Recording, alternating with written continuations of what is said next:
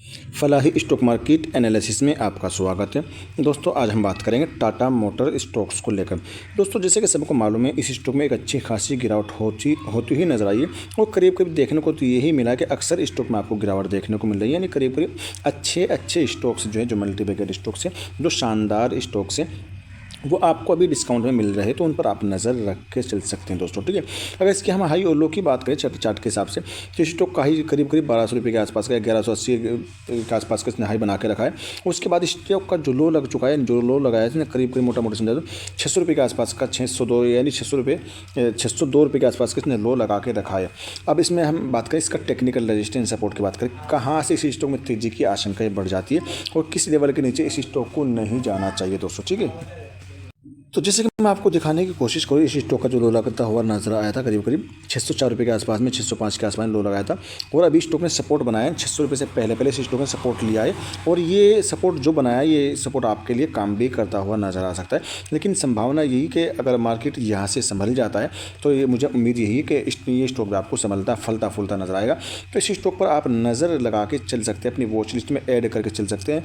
शानदार कंपनी है, अच्छी कंपनी है। थोड़ा सा आप नज़रिया लंबे समय का अगर रखते हैं तो इस स्टॉक को जरूर अपनी वॉच लिस्ट में ऐड करके चल सकते हैं। डिस्क्लेमर ये रहेगा, बाय सेल करने की रिकमेंडेशन नहीं रहेगी, एक अपडेटेड वीडियो रहेगी नॉलेज के लिए दोस्तों। ठीक है, और अगर हम इसके रेजिस्टेंस की बात करें तो इसका एक रेजिस्टेंस अभी मैं छोटा सा बता दूँ, तो अभी इसका रेजिस्टेंस 660 रुपये का इसका एक रेजिस्टेंस रहेगा।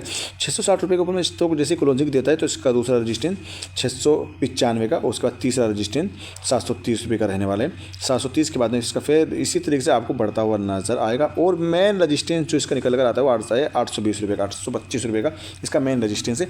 जब तक स्टॉक आपको 820 रुपये के ऊपर में जाता हुआ नजर नहीं आता, 820 के ऊपर जाने के बाद में स्टॉक आपको अच्छी खासी तेज़ी में देखने को मिल सकता है, यानी हाई की तरफ जाता हुआ नजर आ सकता है।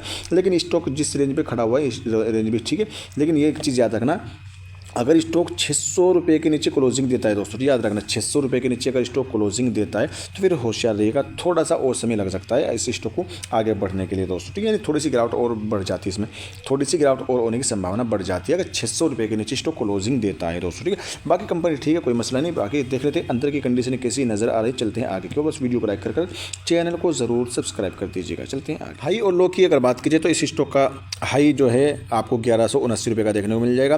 52वीं किलो जो है 606 रुपये का देखने को मिल जाएगा। ऑल टाइम लो 10 रुपये 65 पैसे का, ऑल टाइम हाई 1179 का देखने को मिल जाएगा।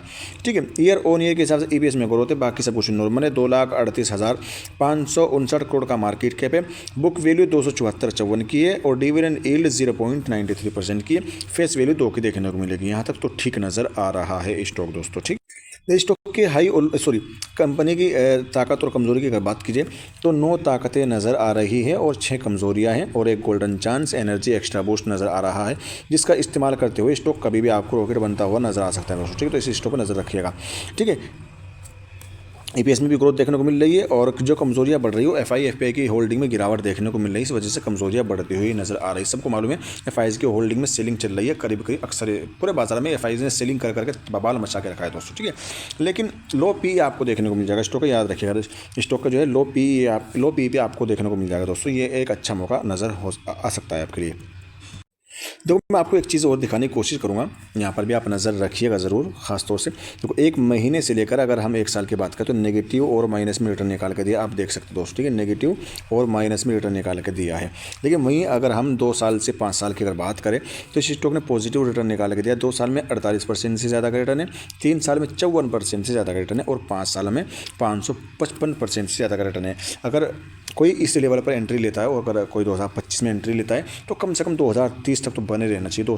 कम से कम 2030 तक बने रहना चाहिए। वैसे होता तो ये स्टॉक, अगर कोई स्टॉक खरीदा जाता है वो सिर्फ स्टॉक करने के लिए खरीदा जाता है, ना कि बेचने के लिए दोस्तों। ठीक, उसको खरीदा ही इसलिए जाता है कि उसको स्टॉक किया जाए दोस्तों, अपने पास में रखा जाए। सेल करने के लिए स्टॉक नहीं खरीदा जाता, होल्ड करने के लिए स्टॉक खरीदा जाता है। जो अच्छा स्टॉक होता है उसको होल्ड ही किया जाता है दोस्तों। ठीक है, और वॉल्यूम्स की अगर बात करें, वॉल्यूम में भी हमें आपको एक करोड़ के आसपास में वॉल्यूम होते हुए नजर आ रहे हैं। तो वॉल्यूम में भी हमें इंक्रीजिंग और डिलीवरी परसेंटेज में हमें ठीक ठाक देखने को मिल रहा है। तो इस स्टॉक पर नज़र लगा के चल सकते हैं दोस्तों। ठीक है, रजिस्टेंस रहेगा, मेन रजिस्टेंस 825 का रहेगा। 825 के ऊपर में स्टॉक जैसे ही जाता है तो वहाँ से और भी अच्छा करता हुआ नजर आ सकता है।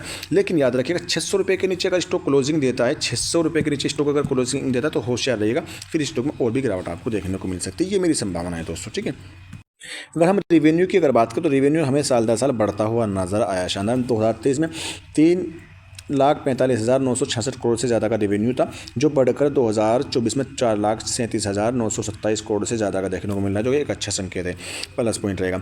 नेट प्रॉफिट की अगर बात करें तो नेट प्रॉफिट हमें 2022 तक तो माइनस में देखने को मिल रहा था, लेकिन 2023 में प्लस में जाता हुआ नजर आया। लेकिन वहाँ और उसके ऊपर में अगर देखा जाए 2,353 करोड़ से ज़्यादा का रेवेन्यू नेट प्रॉफिट था जो 2023 में, लेकिन जो बढ़कर 2024 में 31,106 करोड़ से ज़्यादा का देखने को मिल रहा है। तो इस स्टॉक पर नज़र लगा के चल सकते हैं दोस्तों, ठीक है। स्टॉक अच्छा रहने प्लस पे प्लस पॉइंट रहेगा। ईपीएस की अगर बात करें, ईपीएस पे 2023 से पहले माइनस में था, लेकिन 2023 में पॉजिटिव आया, 6% के आसपास में ईपीएस था, लेकिन जो बढ़कर 2024 में 81.95% पर आपको इसका ईपीएस देखने को मिल रहा है, जो भी एक अच्छा संकेत है, प्लस पॉइंट रहेगा। बीवीपीएस की अगर बात की जाए यानी बुक वैल्यू पर शेयर की अगर बात की जाए तो यहाँ पर 2023 में 137 की बुक वैल्यू पर शेयर थी, यानी बीवीपीएस 137 पर था, जो बढ़कर 2024 में 242 पर देखने को मिल रहा है, जो कि एक अच्छा संकेत है, ये भी प्लस पॉइंट रहेगा।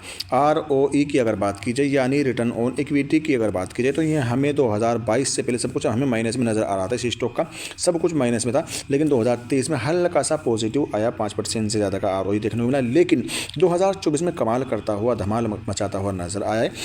37% के आसपास इसका आरओई यानी रिटर्न ऑन इक्विटी देखने को मिल रहा है, जो एक अच्छा संकेत है। स्टॉक पर आप नज़र लगा के चल सकते हैं, अपनी वॉच लिस्ट में ऐड करके चल सकते हैं। स्टॉक आपको कभी भी रॉकेट बनता हुआ नजर आ सकता है, क्योंकि ये स्टॉक जिस दिन बढ़ेगा ना, जिस दिन भागना शुरू करेगा, ये एक 2-3 दिन में ये स्टॉक आपको छलांग लगाता हुआ नजर आ जाएगा दोस्तों, ठीक है।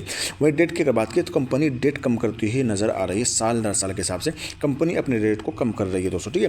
करीब के 2022 में 3% से ज़्यादा का डेट था, जो घट कर 2024 में 1% से ज़्यादा का डेट रह चुका है दोस्तों, ठीक है। मोटा मोटी यानी 2% के आसपास कंपनी ने डेट कम किया है, जो कि एक अच्छा संकेत नज़र आता है। फिर भी हम टेक्निकल रजिस्टेंस सपोर्ट की बात कर लेते हैं। पहला टेक्निकल रजिस्टेंस 653 का रहेगा, दूसरा 659 का रहेगा, तीसरा रजिस्टेंस 664 का रहेगा। इन रजिस्टेंस पर आपको नज़र रखनी है। और वहीं सपोर्ट की अगर बात करें, अगर गिरावट होती है तो सपोर्ट कौन सा काम करेगा, 642 पर पहला सपोर्ट रहेगा 637 पर दूसरा सपोर्ट रहेगा और 632 रुपये पर तीसरा सपोर्ट रहेगा। अगर गिरावट होती है इन तीनों पर कहीं पर भी सपोर्ट लेता हुआ नजर आ सकता है, लेकिन मेन सपोर्ट रहेगा 600 रुपये का। 600 रुपये के नीचे स्टॉक को नहीं जाना चाहिए। और मेन रजिस्टेंस रहेगा 820 का। 820 रुपये के ऊपर स्टॉक अगर जाता है तो और भी धमाका करता हुआ, यानी हरे रंगों में रहने की ज़्यादा संभावना बढ़ जाती है दोस्तों, ठीक है। ये शेयर होल्डिंग पैटर्न देखने को मिल जाएगा। 42% से ज़्यादा की होल्डिंग प्रमोटर की है और एफआईज की होल्डिंग 18% से ज़्यादा की है। डीआईज की होल्डिंग 16% से ज़्यादा की है। 21% से ज़्यादा की होल्डिंग पब्लिक की है। और मैं आपको दिखाऊंगा किस किस की होल्डिंग में गिरावट आई है और किस वजह से स्टॉक में गिरावट होती हुई नजर आई दोस्तों, ठीक है। जिससे कि आपको दिखाने की कोशिश करूँ, जून 2024 में प्रमोटर की होल्डिंग 46% से ज़्यादा की थी, लेकिन सितंबर और दिसंबर में घटकर 42% के आसपास में देखने को मिल रही है प्रमोटर की होल्डिंग। यानी एक तरीके से प्रमोटर की होल्डिंग में गिरावट देखने को मिल रही है। तो जाहिर सी बात है, फर्क पड़ता है इस प्राइस पर जब प्रमोटर की होल्डिंग कम होती हुई आए। लेकिन साथ साथ में एफआईज भी कम नहीं निकले। एफआईज की होल्डिंग में सितंबर 2024 में 20% से ज़्यादा की थी, जो घटकर दिसंबर 2024 में 18% के आसपास देखने को मिल रही है, लेकिन एक अच्छा संकेत नजर आता है। डीआईज की अगर बात करें, डीआईज की होल्डिंग में हमें लगातार जून 2024 से इस स्टॉक में खरीदारी देखने को मिल रही है डीआईज की तरफ से दोस्तों। एक अच्छा संकेत है। जब डीआईज खरीद रहे कुछ ना कुछ तो बड़ा होने वाला है दोस्तों, ठीक है। जून 2024 में 16.07 की थी होल्डिंग और दिसंबर 2024 में 16.42 पर पहुंच चुकी थी, लेकिन दिसंबर 2024 में बढ़कर 16.85% पर डीआईज की होल्डिंग बढ़ती हुई नजर आई है, जो कि एक अच्छा संकेत है। पब्लिक की होल्डिंग भी बढ़ती हुई नजर आई है। पब्लिक की होल्डिंग बढ़ी इसलिए जो प्रमोटर और एफआईज की होल्डिंग कम हुई तो वो पब्लिक ने माल उठाया है। अदर की बात करें तो अदर की होल्डिंग इस स्टॉक में नहीं देखने को मिल रही फिलहाल करंट हिसाब से दोस्तों, ठीक है। तो आज की वीडियो में इतना ही। अगर वीडियो अच्छी लगी तो लाइक करके चैनल को जरूर सब्सक्राइब कर दीजिएगा। Thanks for watching video.